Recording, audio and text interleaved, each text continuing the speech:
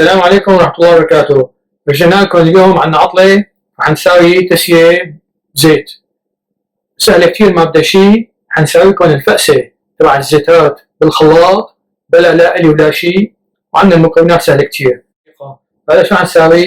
بنفتت الخبزات شاف صغيرة. بالوقت هاي عندي أنا علب حمص عادية من الستور، هذول مسلوقين خالصين علب، بنفتحهم جواتهم شو فيهم؟ جواتهم فيهم حمص، مي وملح، بس هي هدول بنفتحهم بالفتاحة. هي عالمية، هي فتاحة عالمية لقيتها جديد، هي بالسوق كثير منيحة، ما بتخلي العلبة يطلع لها أي شيء أسنان أو شيء مثلا خطرة تكون، فبتساويها كثير ناعمة وبتفصلها عن الراس تبعها. هلا تشوفوا شلون ما أحلاها. فبترجعوا هيك، شايفين بتعملوا هيك تطلع أحلاها، شايفين شلون؟ وهون كثير ناعمة. فهي هلا بنحطها بميتها لأنه ميتها طيبة، هون منيحة. بنزيد لها مي إذا بدنا، هي وحدة. بنساوي الثانية كمان، علبتين حنساوي.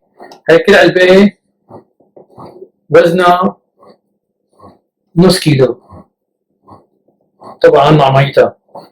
فهلا خلها خلصت من الغطا تبعها، شايفين إلى هون ملقط مشان يلقط الغطا، وهون كتير ناعم ما بيجروح. هي بنحطها كمان هون. هلا شو بنساوي؟ بنحط لها شوية مي نشعل تحتها، بنحط لها شوية ملح، شي معلقة صغيرة، بنحط لها شوية توم، هذا توم ناعم مطحون، بنحط لها نص معلقة صغيرة، بنحرك، بندوق ملحها بعد شوي لأنه نستخدم هالمي مشان نساوي الفأسة تبع تسية بزيت. بنضبط حوالينها. هاي بنساوي بقية الخبزات، بنحط لها شوية توم كمان لأنه توم طيب في هالأكلة. الفتات كلها معظمهم بيحطوا لهم توم. وعندنا لا تنسوا الكمون على وش التسقية مشان الزيت يفقس. هذا السر، سر التسقية بالزيت هو هذا زيت زيتون نخب تاني. زيت زيتون نخب تاني هو اللي بيمشي بهالفأسة هاي، لكن لا إلي ولا يحزنون. زيت زيتون مع هاي نخلطها مع بعضها بالخلاط الكهربائي، ما بدها صار حليب. هذا اللي بدنا اياه للتسية بزيت. بنتم نسوي خبزات حتى يخلصوا كلهم، شغله صغيرة طبعا تخلطوهم. انا حساوي رغيفين، مو ضروري نستخدم كل الحمصات يعني بتشوفوا. انا حساوي هلا رغيفين. بدكم خبز رقيق بصير، خبز سميك بصير، كله بصير.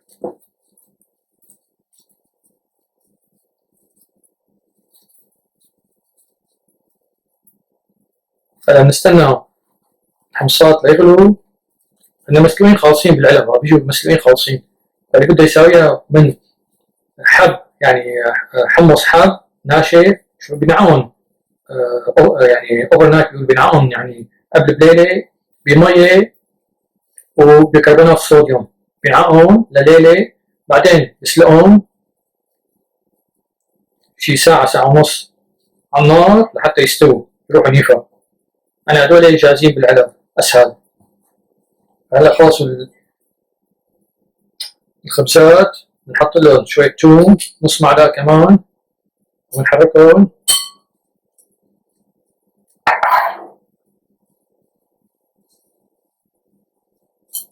يخلصوا يغلوا الحمصات، نحط الحمص هون الحب، والمي منها نخلطها مع الزيت بالخلاط الكهربائي لحتى تصير حليب تفقس.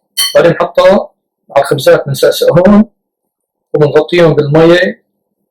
هاي الفأسة باللولة بنحط على وشها الكمون. بهالحالة يكون خلصت. طبعا الملح ندوق ملحها هاي لأنه هاي الملح هو يكون هون بهالأكلة. غلت المية بنطفي تحتها. هلا بناخذ الحمص لحاله الحب ونحطه مع الخبزات وبنخلطهم.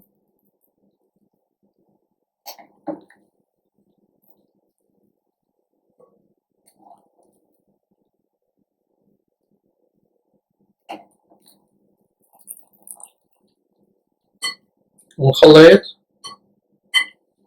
زيت والحمص اللي تحبوا أكثر كمان بصير، يعني يكون متوازن.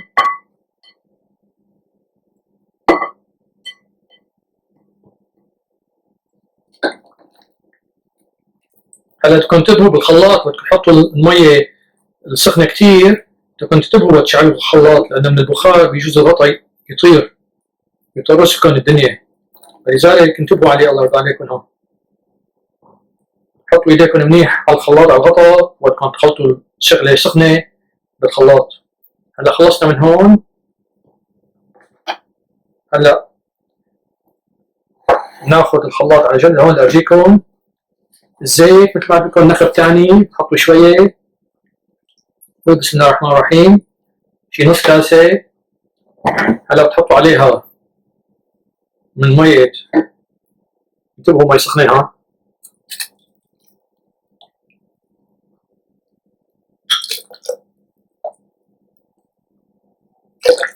مثل ما قلت لكم دوقوا ملحة قبل ما تشتغلوا فيها.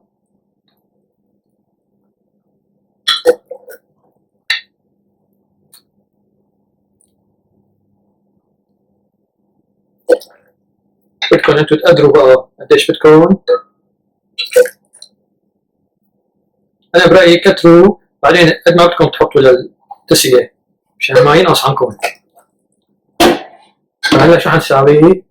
بنغطيها مثل ما قلت لكم، ناخذ بشكيره نكبسوا عليها منيح. قولوا بسم الله الرحمن الرحيم. بسم الله الرحمن الرحيم.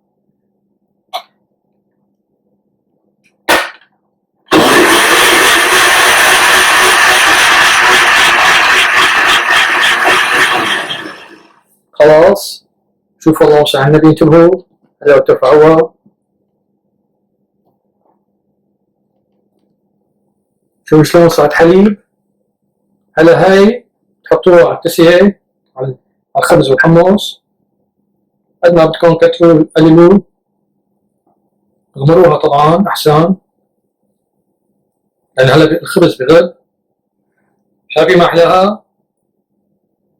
خلصت حليب. هي تسية بزيت وسر الفأسة، لا بدكم لا قلي ولا شغلات ثانيات. شايفين شلون ما احلاها؟ هلا تحطوا على وشها كمون، وبسم الله وقلكم، وفي العافية إن شاء الله. بأحلى تسية بزيت عالمية، سهلة ولذيذة. إن شاء الله تعجبكم. تدعونا، لا تنسونا من الشير واللايك والسبسكرايب. دعائي عندي سؤال يبعث لي على اليوتيوب. والسلام عليكم ورحمة الله وبركاته.